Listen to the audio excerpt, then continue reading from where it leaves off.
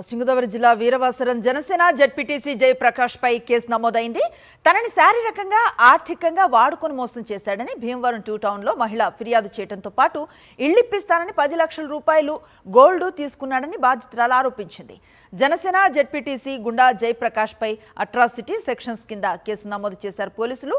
ఆస్తి వివాదంలో తనపై కొందరు కుట్ర చేశారని జనసేన జెడ్పీటీసీ జయప్రకాష్ ఆరోపిస్తున్నారు. తనపై కుట్ర చేసిన వారిని చట్ట ప్రకారం ఎదుర్కొంటానని వీడియోను విడుదల చేశాడు.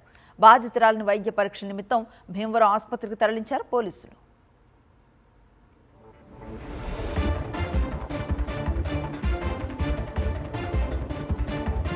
పశ్చిమ గోదావరి జిల్లా వీరవాసరం జనసేన జెడ్పీటీసీ జయప్రకాష్ పై కేసు నమోదైంది.